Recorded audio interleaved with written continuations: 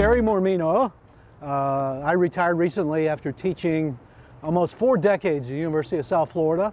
Behind me are the casitas, the small houses of Ybor. Nothing else in Ybor tells you more about why people came here than a home. There's an Italian proverb, chi attraversa il mare si compra la casa. He who crosses the ocean buys a house. Most of them could never have hoped to own their home in the old country.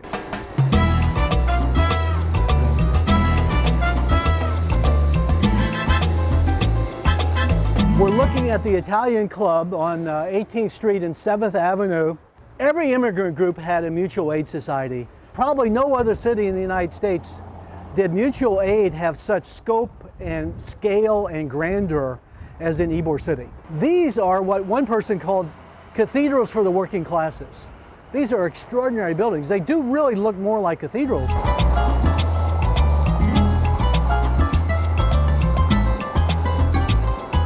Welcome, we're at the Jose Marti Park, one of the most historic sites, not in Tampa, not in Ybor City, but really the United States. This is an extraordinary piece of property with some wonderful stories and teachable moments. This is one of the most sacred pieces of soil in Cuban history that you could find in the U.S. One of several statues of Jose Marti.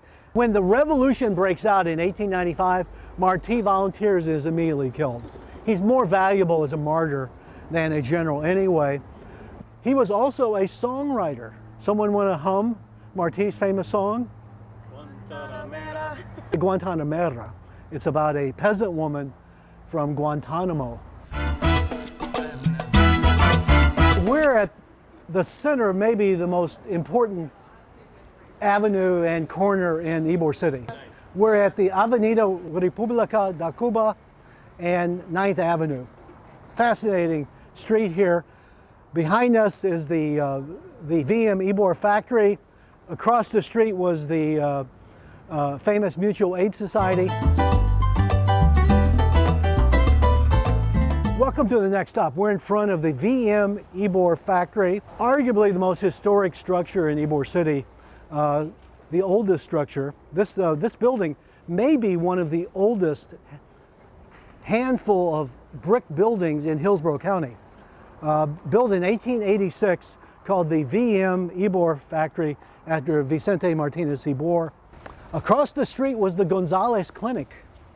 This is another important chapter in Ybor City. Basically what the clinic here would do, they'd get a couple hundred subscribers, and for a quarter a week, you'd get your medical coverage here.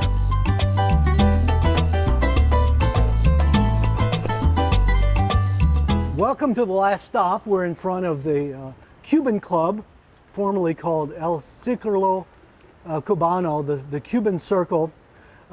This was one of the last clubs of the mutual aid societies in Ybor City. And Ybor will change again in the future.